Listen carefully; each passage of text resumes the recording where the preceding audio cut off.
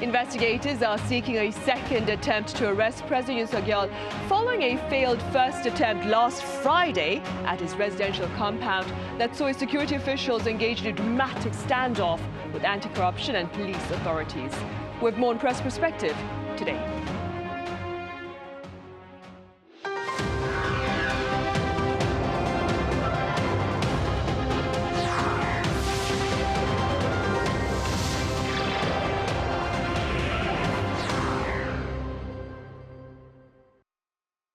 Hello and welcome to Press Perspective for this Tuesday, January 7th here in Seoul. I'm Min Sunhee. Anti-corruption authorities are seeking another attempt at arresting the president for questioning over his imposition of martial law, while his security officials ramp up protection around his residential compound for a second potential confrontation with investigators and the police. For more on this, I have Chloe Borgnon with French news network France 24 here in the studio. Chloe, welcome back and Happy New Year. Hello, Happy New Year to you too. I also have Hwang Joung-wook, the head of LawQuant, joining our talk virtually. Mr. Hwang, it's an absolute pleasure to have you online. Thank you for having me. Right, we will start here in the studio. Chloe, an arrest warrant for the president failed to bear fruit with its week-long deadline coming to an end this past Monday, I believe. How is the foreign media covering this particular failure, and what is the focus of their coverage now? Yeah, so like most of the foreign medias, I've been kind of covering it live on Friday as it happened. So the main point that was taken as the responsibility for the failure is the standoff with presidential security. That was nearly 6 hours long standoff, and then the anti-corruption policy authorities couldn't get in to deliver the mandate into the warrant and to get Yoon Suk-yeol into custody. So what they said is they were outnumbered. So the officials were about 20 people first when they entered around 8 in the morning into the presidential residency, and then at the end they were 150 people, but it was still not enough because they were facing around 200 people from the presidential security teams. What the CIO, so the Corruption Investigation Office, said is that Yoon Suk-yeol refused the legal process, and they've been saying that they were a bit like disappointed with this on Friday evening, and they say also that there is kind of a general defiance from the president on this whole legal process. His lawyers have said that they wanted to counteract on it.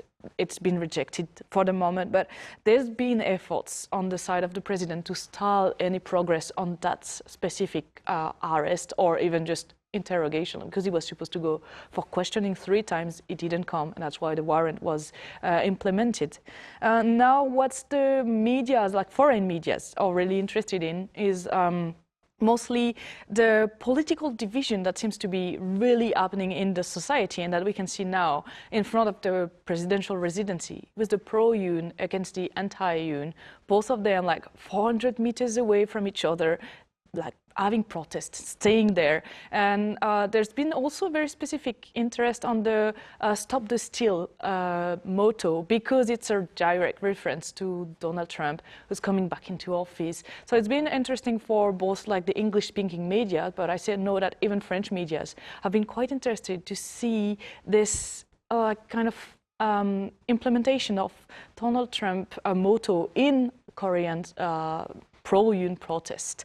And finally, there's also an interest on what is to come. So, because if Yoon Suk-yeol is arrested, it would be like first into South Korean history for a sitting president to be arrested. Right, indeed. Mr. Hwang, this is probably the first time that we've actually had a pundit on our program to share with us the legal aspects of the battle that President Yoon Suk-yeol faces. That being said, following failure to detain the president, the anti-corruption agency sought to entrust the police with the execution of the warrant to arrest the president. His legal team, of course, cried foul, and the police authorities themselves also shared doubts. Ultimately, as was the case last Friday, both the agency and the police will jointly seek to execute the arrest warrant. Mr. Hwang, how do you respond to rampant criticism against the anti-corruption agency with regard to its handling of the investigation thus far? I think they were not really up to the task in the first instance on Friday. I mean, they gave various excuses for why they failed to execute the warrant. a couple of the top police officers who are with the anti-corruption authorities, prosecutors on the ground actually wanted to apprehend some of these presidential security details, top officials, in order to sort of overcome the resistance. I think the prosecutors themselves were a little scared about escalating the situation. They decided to walk away. I think after really facing the severe popular backlash, both from the people as well from the National Assembly, I think the prosecutors and the anti-corruption agency, at least as far as they have made statements before the National Assembly committee today, it seems that they have kind of refound their courage, or at least fortified their courage. So hopefully we'll see a different outcome in the second time around. Right. And in the meantime, then, Mr. Hwang, rival political parties, they also remain locked in dispute about the legality of the arrest and search warrant issued against the president. Could you walk us through their conflicting stances? Well, we could actually go through various legal arguments that are raised by both the ruling party as well as President Yoon's the defense team that is actually mounting a case right in front of the Constitutional Court, which the hearing actually will take place tomorrow. I think one thing to keep in mind is that it's not really a compelling argument that the ruling party or the presidential defense team is actually mounting. I think it's more of a political argument. Even the ruling party is very, very careful to say that they are not really supporting martial law, but they're still supporting President Yoon. In fact, in front of the presidential residence, about 44 out of 108 ruling party lawmakers, we're seeing the footage right now, showed up in front of the presidential residence to show support for President Yoon. So it's a very difficult tightrope balancing act that the ruling party is trying to walk. That is, they're still trying to show support for President Yoon because there's a sizable minority of Koreans still supporting President Yoon, but they don't want to be coming out and saying that, hey, we supported martial law. That would probably be a death knell for their election prospects. So they're trying to have cake and eat it too at the same time. Right, I see. Chloe, the head of President Yoon Suk-yeol's security team, actually, he's been garnering quite a bit of foreign media attention in the wake of the dramatic standoff with anti-corruption investigators last Friday, which, like you mentioned, lasted almost 6 hours. Could you tell us a bit more about him? Yeah, so Park Sung-joon is the head of the presidential security. He does report directly to the president, Yoon Suk-yeol. So on Friday, after quite some time, the investigators were able to get to him, presented him with the arrest warrant, and he said that it was not possible to enter the residency. So he's already been blocking in the same way some probes and some requests from the teams beforehand when they wanted to search only the grounds, not to arrest the president.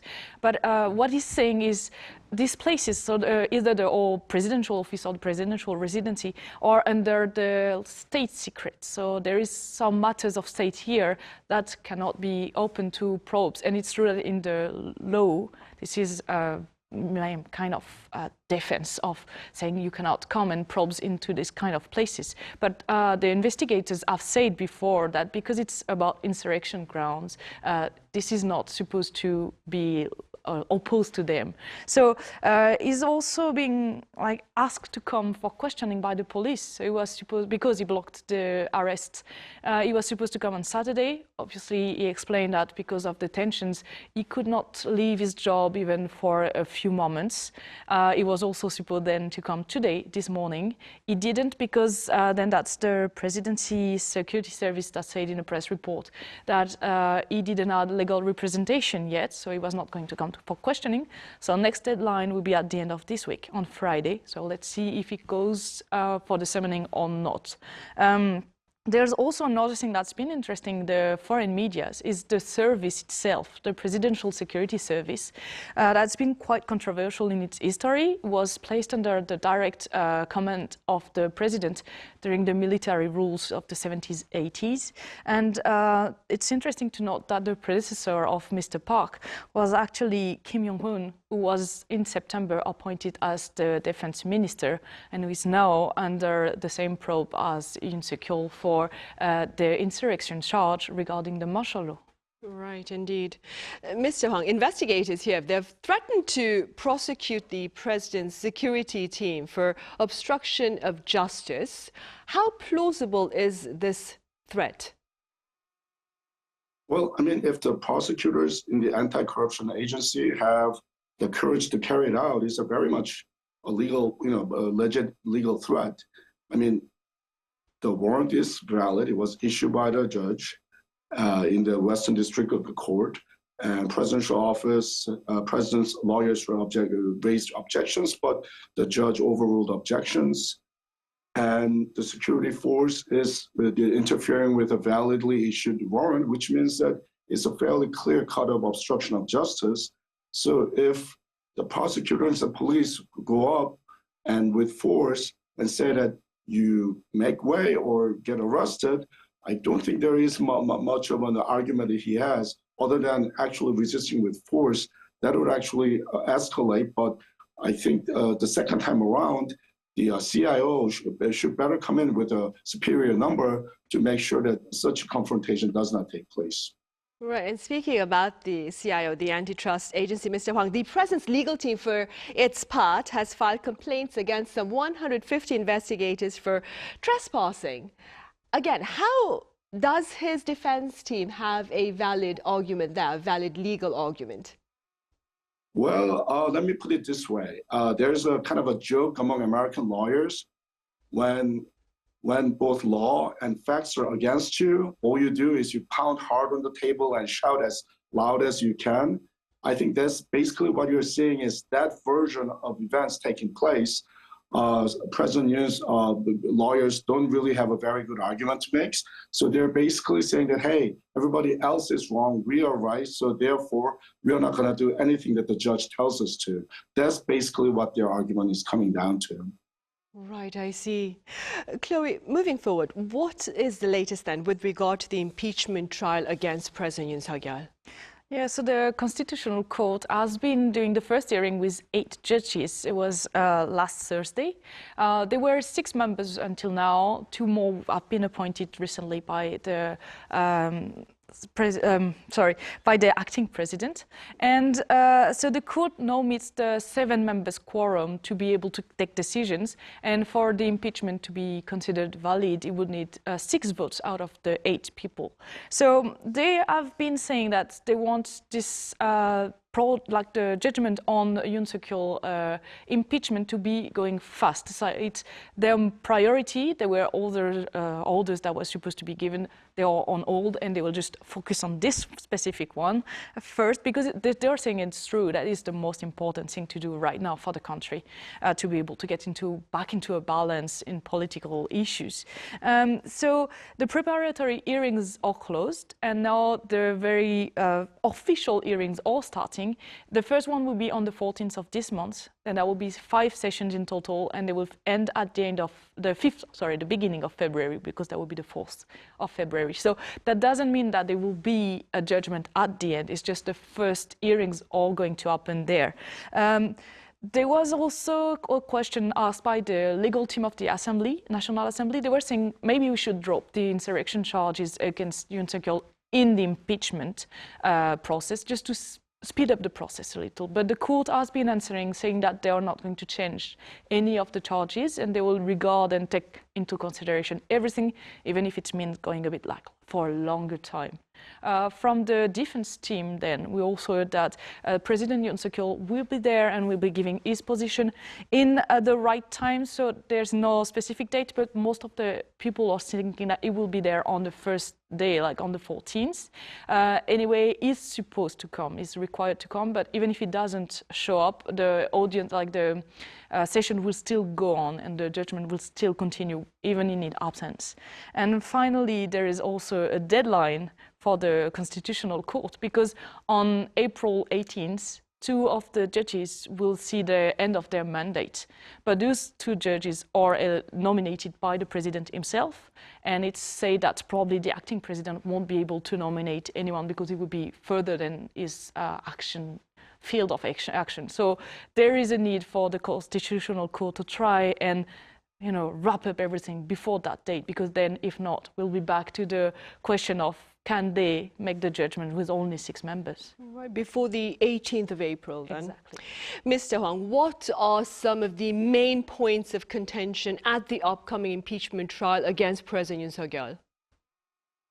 Well, what we are seeing from the president's defense team is a kitchen sink approach. They're basically bringing all legal arguments, however outlandish they may be, trying to stick to something. And not only that, it's just not arguments that are interesting. I think they're doing whatever tactics they can employ to delay things. One thing to keep in mind is that as was just pointed out, in April, we have potentially 2 justices whose terms do end. So actually, the Constitutional Court might actually come to an impasse if that happens, if the proceedings run past April.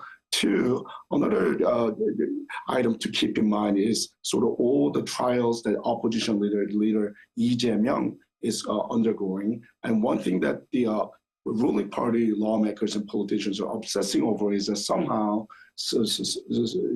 whatever we do, we need to stop Lee Jae-myung from becoming next president. At this point, he's the front runner. I think that nobody's doubting that. So a lot of delaying tactics is taking place. And because of that, we are hearing some really outrageous arguments made by president's lawyers. One thing, for example, in the hearing day, one of the lawyers stated that the martial law declaration was a prank, or was like a prank. And I mean, to me, that was a shocking statement, considering that if you look at martial law decree and the suspension of all the civil liberties that President Yoon declared on December 3rd, how would any lawyers say that that was a prank was really beyond my imagination. But that is kind of the arguments that are being presented by President's lawyers at this point.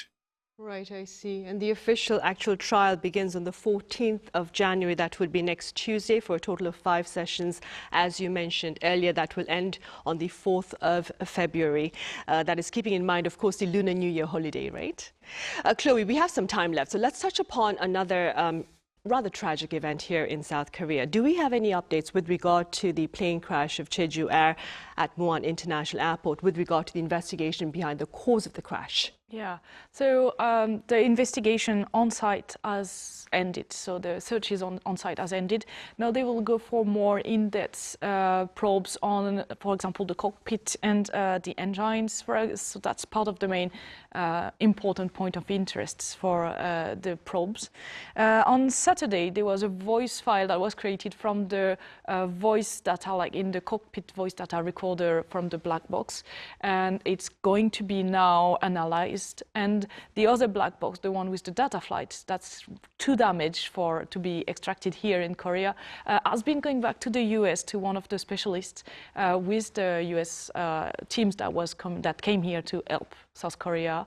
And they're all going to assess if it's possible to get the data out of it or not, or if it's too bad damage, even for the specialized team for the data extractions. There is also the special inspection on the Korean airlines who are using the same type of plane as the one that crashed. So it was supposed to be over, but the government said they have not finished yet. So they are pushing it until Friday, so this Friday, in the end of the week, to make sure that they can inspect all the 101 plane, the Boeing plane that's all the same same type as the one that crashed from Jeju Air. Another thing that's been investigated too is the navigation safety facilities in all the airports here in Korea, because I don't know if you remembered, but the localizer that is at the end of the runway was kind of in the spotlight on one airport because it was a concrete wall. And so now there's inspection of all the airports here in Korea to be sure that they are all into the international airport safety rules. And finally, one bit of a sad part 2 of investigation is that the government also have to investigate on a malicious post that has been insulting the bereaved family of the victim. So the government said that online there's already been 126 posts that have been reported, and so now they're also investigating on the authors of those posts to try and bring a legal response to that. Right, some very callous comments by some online people with regard to the tragedy at Muan International Airport. Mr. Hwang, what potential legal repercussions does the head of Jeju Air look to face? Well, we'll have to be somewhat patient.